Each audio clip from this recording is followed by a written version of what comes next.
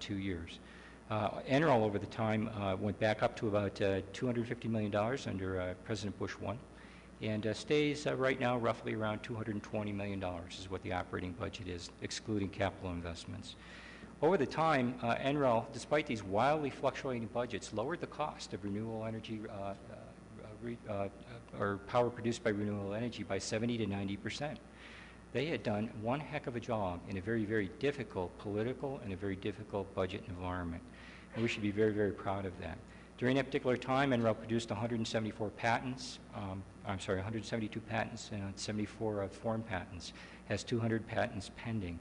NREL, of course, has been the focus of a lot of scientific and political attention and has received accolades from around the world.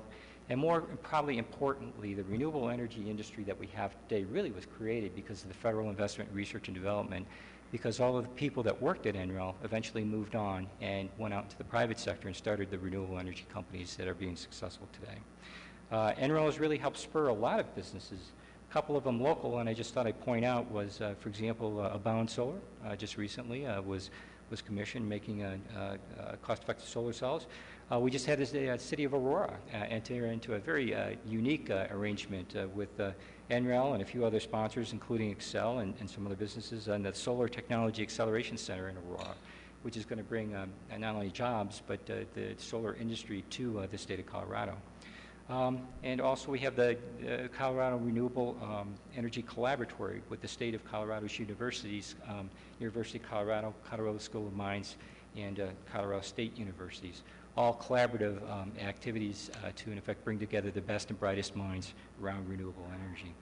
You know, all in all, again, the backdrop of the raging debate on renewables and whether or not it could play a role in the wildly fluctuating funding, NREL has really done a great job, and they've really created the opportunity that we have before us today, which is simply to create a truly national, a sustainable national energy economy.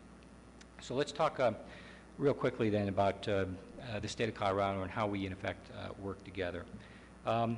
First of all, our energy strategy is going to remain predominantly fossil fuel for decades to come. And the reason is simple. That's what we do right now. It's very tough to move off of that. We recognize that, but what we do have to figure out is how we in effect increase the penetration of renewable technologies into the fossil economy. The debate over the last couple, 3 years has really crystallized. It's gone from really the how or can renewables contribute to the question of how much and how fast. It's a major, major change in thinking. You had an institution for 30 years that was really bent on survival, surviving from year to year. And now we're asking this institution to change quickly to say, hey, not only do you, is survival important, or not only do you not have to worry about survival anymore, but what you need to think about is how quickly and how fastly you can work and economically you can bring these technologies to market. As you all know from the business standpoint, you know, either you adapt to change or you become irrelevant, and that's really the point where we are or were with NREL. Was NREL really needed to adapt to the new energy economy or become irrelevant. It was at a crossroads and it needed to move to the next level, and that's what we tried to do. So let's talk a little bit about how we changed NREL's direction. One of the nice things about the contracts that we have for our national laboratories is we change them every 5 to 10 years. We actually do national competitions for these. Now, as business people, you know, it's very tough to change the culture of a business, but one of the things that we have is the ability to say, you know, it needs to change to meet this national need. We actually can write a statement of work and conduct a competition to get a new contractor to change the culture. So is the case with NREL. It was last competed in 1998. We competed it again in 2008. And in so doing, we competed it against the background of the energy crisis. What better time to, in effect, redirect NREL to the nation's energy, security, economic competitiveness, and environmental quality goals. It was great opportunity for us and great timing, and finally gave us, I think, the chance to begin to move toward that vision that was the foundation of NREL CERI then 30 years ago. I had the distinct privilege and honor of leading the team that rewrote the rules of the road for NREL, basically, and then led the competition. I led a group of very talented federal managers, and that worked out very, very well for us. So, and I see I'm running out of time, so I need to move a little bit faster. So real quickly is where did we start? We started out with a vision, and I got to give credit to former Senator Worth and his colleagues Podesta and Gray. Very quickly, they noted way back when in 2003 that the key to addressing our energy challenges included policy interventions, the market, public-private partnerships, financing, and technology development. To that end, that's what we wrote into the new solicitation for NREL, and that's what NREL is based on. Let me talk real quickly about the 4 pillars that the new contract is built on. Number 1 is energy leadership and creating national value. One of the things that NREL needs to do is step up its leadership, if you will. We had a nice discussion beforehand about the types of people and the types of leaders that we need. One of the things that NREL has always done is has had good scientists, but what we need is people who really understand the business and policy market. That's what we're seeking from NREL.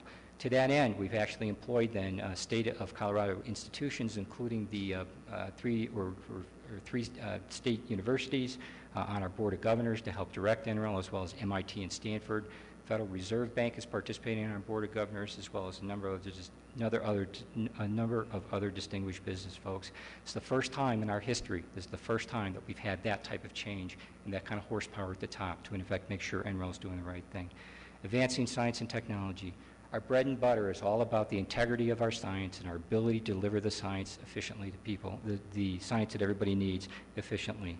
I've got to tell you, the new contractor actually has arrangements now with all of the other national laboratories, all of the Colorado universities, MIT, Stanford, in effect, to bring the collective knowledge and collective horsepower of those organizations to bear on the science and technology mission at NREL. Third thing is science, technology, analysis. We should not be making decisions on investments without analysis. Analysis informs us of market signals and informs us of policy changes necessary. It frankly makes it possible to, in effect, put things in a place that otherwise we wouldn't be able to do. One of the things that we've developed is the Joint Institute for Strategic Energy Analysis. It has members, including very distinguished members, the Federal Reserve Bank, the Center for Strategic International Studies, and many others, who in effect are going to help us then become the go-to organization for energy analysis in the United States. That's something that doesn't exist today, and it's a major change. It's going to help us continue the momentum that we started with the new contract. And finally is accelerating commercialization. None of the stuff that we do matters unless we can deliver it to the private sector. To that end, we have invested quite a bit of money and time and energy developing a market-based model to actually accelerate the commercialization of our technologies by pre-staging capital and making capital giving capital access to the laboratory's inventions. We're very proud of that, and I think that sets a great foundation for our future. Real quickly, just leave you with a couple of thoughts before we end today. Number 1 is really leadership is local. We have the National Renewable Energy Laboratory. It's a wonderful catalyst. We have a solid business community. We have a solid educational system here, and we have a committed state. What we need to do is to see how we can bring together these entities, if you will, to really shape the national energy dialogue.